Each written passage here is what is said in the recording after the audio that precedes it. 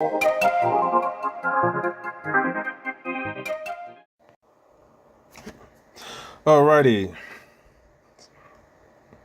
Hola, hola, and buenos dias, GnGs. My name is Trekkwk2ks, and this is Weekend Crypto, brought to you here on the Gentleman of Crypto YouTube channel, in case you don't know.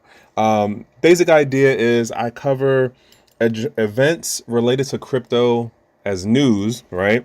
That happen over the weekend pretty much. So that's a Friday to Sunday, and basically pop it out 08 Monday morning, because, folks got things to do on the weekend, and not everybody's paying attention to the stuff like those of us here on the Gentleman Crypto YouTube channel, right? So I got a couple of things to get into, not too many stories. This was definitely a different weekend compared to what I've seen when things have slowed down. But nonetheless, before I get into that, let me just say thank you to the folks who are still tapping in. Thank you to folks who are not letting it just be about a price talk situation for them. If you've been following me for any amount of time, or even if you're just new, first time hearing of me or of this channel, I'm not a price talk person. I know that charts go up and down, and that's as much as it is right there for me.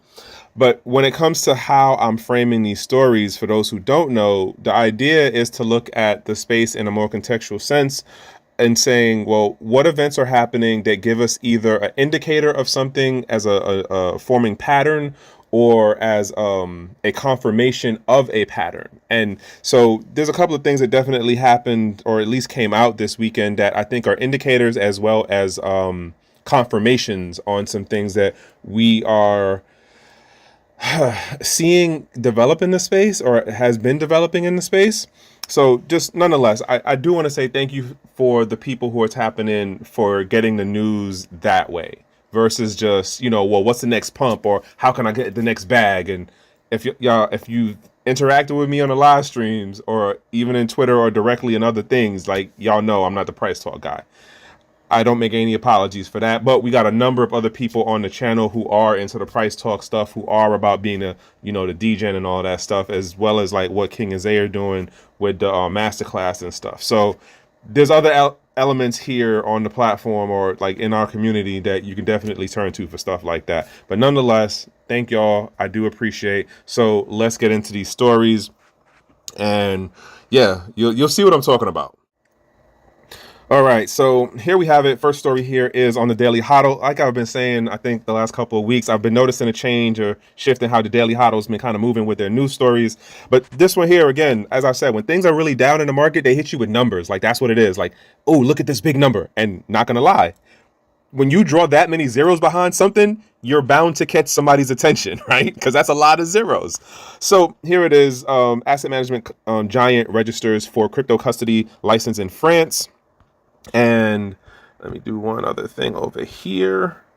So I'm gonna jump into the second paragraph. You can see what the first paragraph is. As usual, the links for this will be in the description. So if you want to follow up behind me on this on your own time, please do. I highly, highly, highly encourage doing your own due diligence. Don't take my word as absolute. Use me as a cross-reference point for how you are trying to understand and figure out this space. Do not take what I say as, oh, it has to be exactly that. Because trust me, I'm still figuring some things out. And then I'm also pulling in new information to get a better picture and context as to how this space is moving going forward. So jumping into this first part here, according to a new press release, Cassius Bank, I'm probably saying that wrong, the Cassius Group banking arm in France just received PSAM, which is all right, I'm not even going to bother try to mess around with the French. Status from the AFM, which allows a financial institution to operate as a crypto custodian authorized to store users' private keys. Let me put some caveat on this, as far as this is for the institutional corporate level folks, right? This is not the regular average day person. This is who they're targeting. Also, other line here to look at, the Trekkwk2ks, I'm saying it so wrong, is owned by banking giant Crédit Agricole and Santander. If you don't know about Santander moved into the US. I want to say it was before 08? I don't remember exactly when they moved into the US, but they're a Spanish bank from Spain. Very big international European American footprint. And I remember them because I think it was when Wells Fargo went under. I forgot who went under, and they took up a number of their locations. But that's the point being is like, this is not no little rinky-dink regional bank, or like, this is not some fly-by-night operation that's making this move, is the point. What's the other thing to talk about on this one before I convey my points? Yeah, here it is. So according to the AMF's website, KKS registered as a digital asset service provider on June 20th. We are still in the month of June. This story came out at the end of the week, and I'm talking about this over the weekend, which means if they did this paperwork, right, from a regulatory banking compliance, they had to spend months doing this. So to be able to register on the 20th, and then it comes out by the 24th or the 23rd that you got the license or the certification, this almost sounds like it was already in the bag for y'all.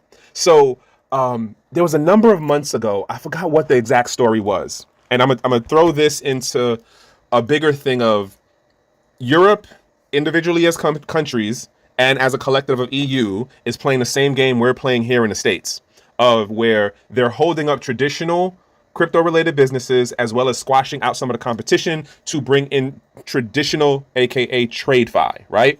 So one of the things I thought about, I forgot exactly what made me think of this in regards to the connection. France is going through a number of things right now with how it's trying to maintain its geopolitical positioning, not only in Europe, but also in Africa and also in Asia. The reason why I bring this up and where this sits in with this institution is this is, again, not a rinky-dink group. This is not a rinky-dink, just we sit here in our own little providence or country as a banking institution. This is some big name boys who got some big name folks behind them with money. You're going to start to, if you're paying attention to it or certain things, this is an event to pay attention to because of whose front name is attached to it. You could probably do a whole bunch of digging to see who's behind and who's board members of Santander and the other bank, and who sits in regards to the AMF, which is the governing body that allowed this certification to happen. There's probably a whole connection thing going on there too. But I'm counting this as an event to say France is trying to do their positioning thing through their financial institutions, which is a bigger play within Europe. It's going to look real interesting in the next 3 to 5, let's say 5 to 6 years or 5 to 7 years, how this plays out down the road is the point of what I'm trying to say. And so let me jump into this next story. As I said, it's not a whole bunch of stuff. This was definitely a different weekend for the number of things that I've seen pop up. And as I've mentioned before, I use crypto. This is crypto aggregator news site, and usually you'll see like how the stories can get broken down into like this many minutes ago to this many days ago to this many weeks ago. And when I put it on my 72-hour window, the number of things that populated, it was very unusually low. So I imagine it's some stuff that's going to pop off this week as part of like the catch up that no one wanted to talk about it over the weekend or like last week, but some things should pop up during the week. I don't know what though, but nonetheless, jumping into the story here with Ripple CTO and speculation on 10 billion XRP buyback. You know what's the funny thing about buyback as like a present day okayed market is that a number of years ago in the US, stock buybacks was an illegal thing to do. And so now you have it that Apple does it, Microsoft does it, Deere does it, the farm and manufacturing company, the Ford does it, Disney does it. All of the big major companies that are on the stock market do it. It's common practice now, and it's interesting to see that this is now not necessarily happening in the same practice, but it is now a part of the crypto conversation around, what is effectively a stable coin being XRP. Now, I'm gonna just jump down to what he had kind of said in his Twitter thing, which I don't pay enough attention to Twitter. Listen, I mean, not Twitter. I don't pay enough attention to XRP. So if you are really one of the fanboys and girls of XRP, you might think I'm totally wrong on this. You might not agree with me. It's okay. I promise you, it's okay. The comments are open. We don't delete, but we do keep receipts. And you'll catch me in the live around the 10-ish hour on a Monday through Friday. So we can always have at it then. But here's the thing. Here's what he says, right? So we do sometimes buy XRP, but I don't know of anything specific that this could be referring to. There's no official source mentioned. So basically what happened was in the last, like, let's say 15 hours, it came out on a couple of different of the Twitter, the pocket watcher profiles. Basically somebody said something somewhere and a number of them ran with it. I also seen a story popping up on a couple of different other websites. And so the thing is, hey, Ripple is about to do buyback of 10 million or 10 billion worth of their XRP, but it never, quote, came officially from the company Ripple, right? So now he's saying what he's saying. My question is this: why is the CTO talking about this? Like, you're not the CFO, you're not the CEO, you're not the general manager, you're not the person in charge of operations. Why are you saying anything? Why are none of those people saying anything to dispel this speculation, to dispel this rumor?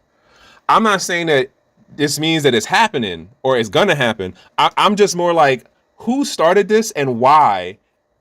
And is someone trying to mess with Ripple's market, in particular in the US, because of what they're going through with the SEC and how they're trying to secure themselves as the company and as a provider of effectively a stablecoin XRP in other international markets, especially because they're somewhat following the Binance move of, we got to start talking to these countries and their their regulators, their bureaucrats directly, and be consultants at the governmental level to the country.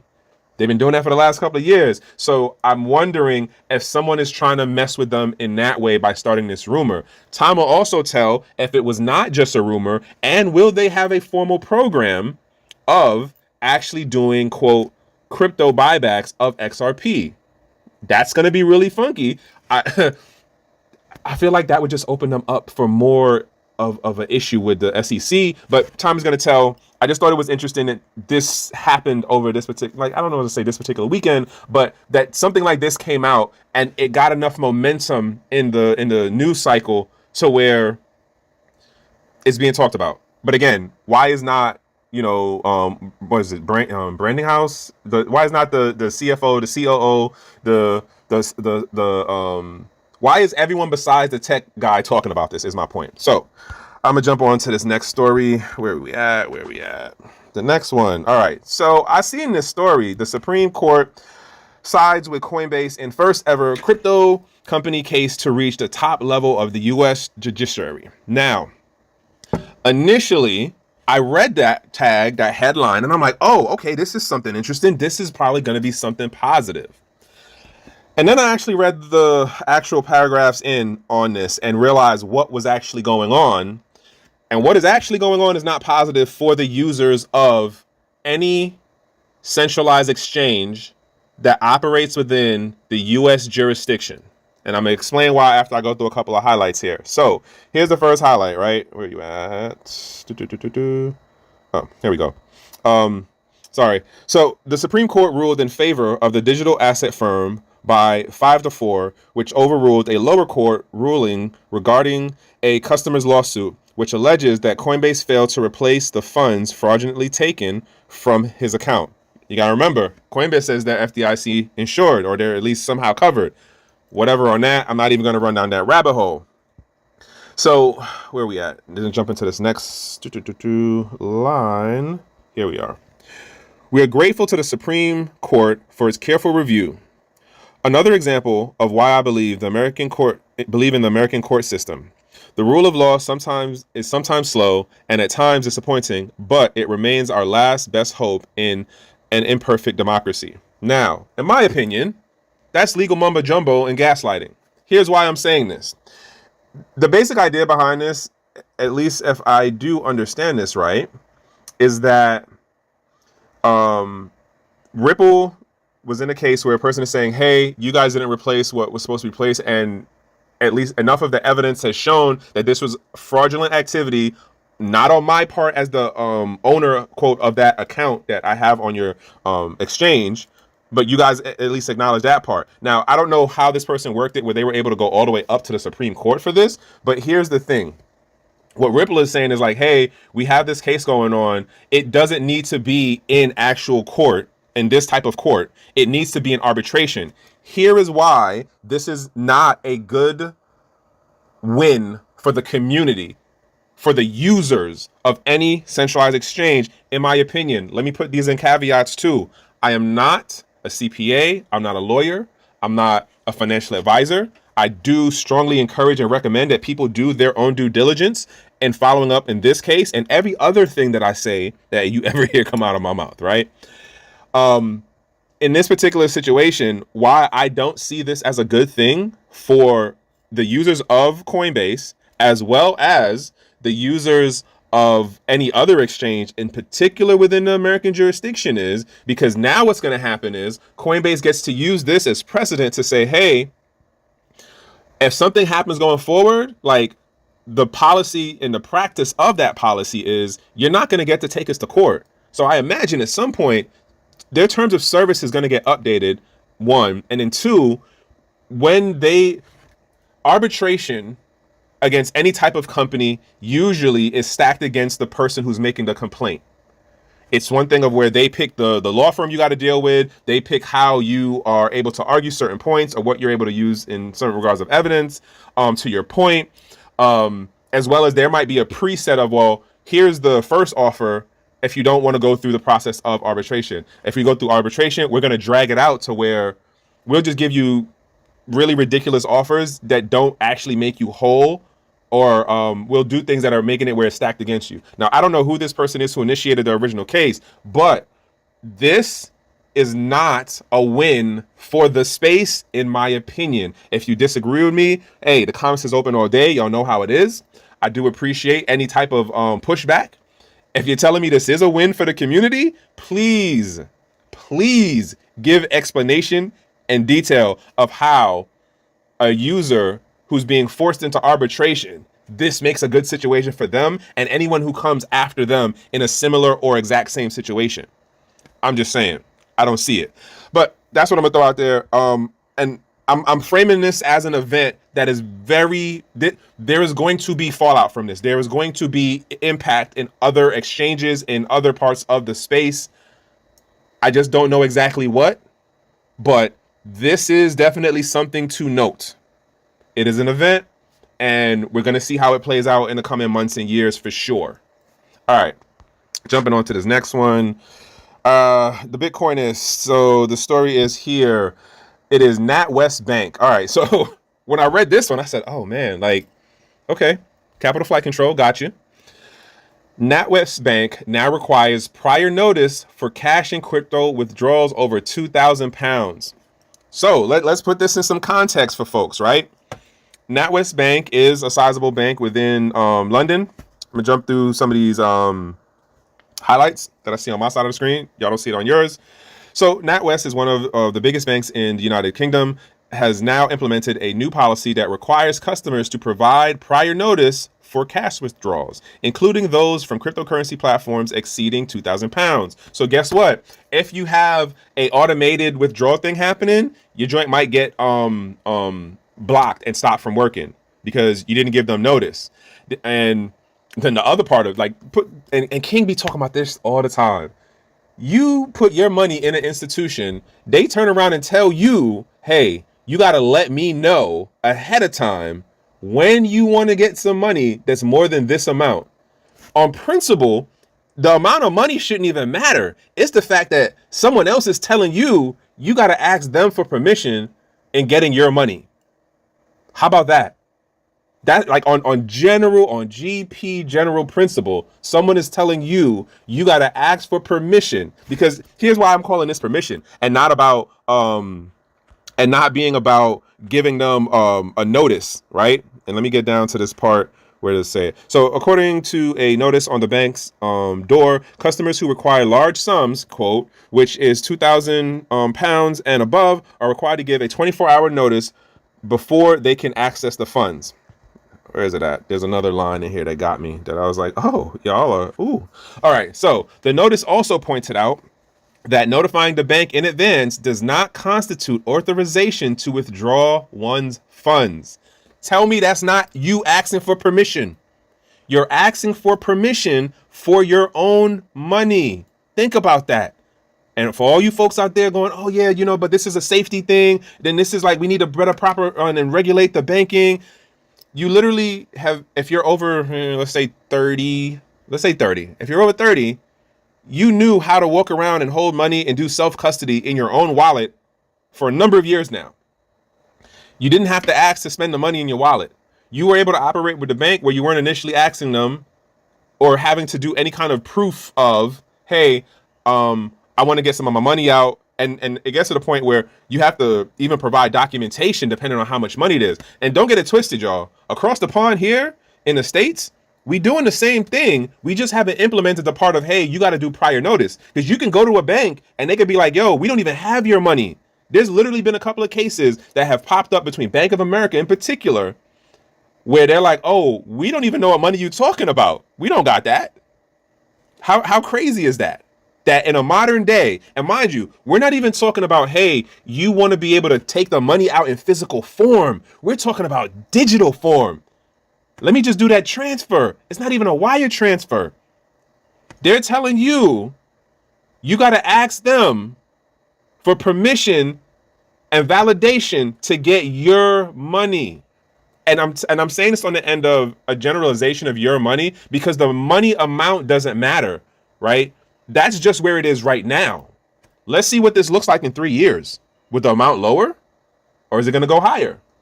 There was a time when it was only 10,000 that you had to worry about. Now we're at 2,000.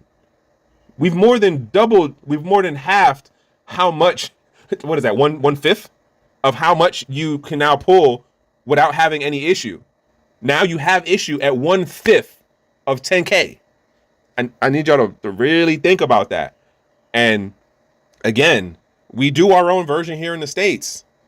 France is, let me step back one on that. This isn't France. This is the UK. The point being is,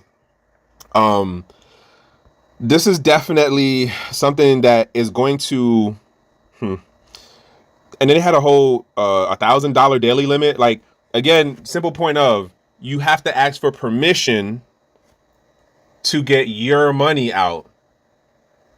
This is literally what Bitcoin and X amount of other cryptos was made for. You want to spend your money how you want to spend it. You want to hold your money where you want to hold it. You want to do business who you want to do business with. Literally was the whole baked in point from the get-go. And if you don't see how this is going to play out, again, from some of the things I've been listening to, EU is arguably ahead of us in regards to the stablecoin stuff and the NFT stuff as far as their regulation. And we're doing some funky things here in the States that's really just paving the way for TradFi to move in. And they're going to go through the whole siloism phase of, oh, well, we have our own CBDC as, JP Morgan. And then like, oh God, what is the name of the bank? What is the name of the damn firm? I can't remember the name of them right now. It's a super huge Barclays. Barclays turn around and like end up doing their own thing as a CBDC. Then you got the country as like their whatever treasury thing. They do their own version. We're going to go through that whole phase and it is going to be ugly. I don't know exactly what ugly entails, but nothing pretty ever comes out of when we do a whole, oh, let me make my special version and you can't do it with any other thing. And we only work in this intra-system. Like, granted, funny enough, that's what currencies are, but currencies are arguably a different kind of situation compared to where technology as far as data storage, money in relation to as a financial vehicle or instrument, and what the banking systems locally here in the States and globally across the pond and beyond, all the way out to Japan and stuff, all the way out to Russia and China, this whole thing of the siloism of we're going to do our little version and then, ooh, pardon me, you have to do X, Y, and Z in order to be able to access our system. This is definitely going to have some real fallout in the coming months and years. That much I can see. You don't got to agree with me, and hopefully I'm wrong as hell. But we kind of see how traditional finance works, and usually it's not in the favor of the regular average Joe person. We also see how government organizations are doing things to increase powers and put up more financial controls for capital flight. So, and if you don't know what capital flight means, it means they're instituting more policies and regulations that work to limit capital flight, or at least be able to track and trace and in X number of cases block capital flight. Case in point with what Ripple can do. If you don't know, as their technology and how it works, they can pause, freeze, and reverse transactions of XRP. Think about that. Which is the same thing that the Federal Reserve is going to end up moving in eventually. I forgot what they're doing something next month. But anywho, those are the stories. I probably talked more longer than I needed to, but those are the things that kind of like stuck out to me and really caught my attention. And I don't know exactly when and how all of these things will play out, but it does confirm that yes, the big money is about or working its way into the space more directly and up in the visible view of public, right? Versus what was going on before with the proxy companies and with the shell stuff. But I'm not going to run down that rabbit hole. But a couple of these stories do confirm that that thing for me at least, as well as they show an indicator of, hey, we're about to see a shift in how the regular average day person is going to be able to access money and utilize it. Because this NatWest situation, that's a capital flight control. And the first bank that you see do that here in the States, arguably, that's going to be like the shot heard across the States. Because in my mind, that's the indicator of like, oh, snap. The recession is about to be officially acknowledged. Again, depending on who you're paying attention to, we've been in one for more than a year. And I mean on a global sense, not just like we as the US. But anywho, closing out that as the last story. Other things to note is Metaverse is the other side is me and 3D on Thursdays. That happens East Coast time, 8 p.m. We talk about other things in the metaverse space. We again, like I really do run with that whole thing of like I don't do price talk. And so this past Thursday we were talking about the Rick and Morty episode. What was that? Like season 2, episode 15. Rick's Must Be Crazy, and the conversation of like, are we just hardwired to create when we have the means of technology? And we literally took it from where we were talking about spoken language all the way up to the digital age of Web3, where you have various types of creators and builders who are looking to augment their operational environment within the physical and the digital sense. And it just seems like we repeat that action and behavior constantly, and we're just at the beginning part of that when it comes to metaverses. So that conversation will eventually make it over to the Saturday episode of Metaverse is the Other Side, which is the replay of the live recordings. And so Metaverse is the Other Side on Saturdays is, what is that, 12-ish? I'm gonna say 12-ish hour on Saturdays, East Coast time. That's when those replays work out. And so if you're interested in hearing some other stuff going on that is more like techie, philosophical, there we go. That's where we do that stuff over there. Metaverse is the Other Side with me and 3D, and then like whoever decides to join us on the Twitter Spaces, and we do that under the Builder DAO Twitter Spaces. I'll have the link for that within the description on this. What else? That is all I kind of got right now. So close out to say this, as it is, have a productive over a busy day, and if it can't be that, at least be in a safe place, in a safe space, and with good company. And as one human to another human, that's like the best thing that I could wish for you. So other than that, folks, that's it, y'all. One.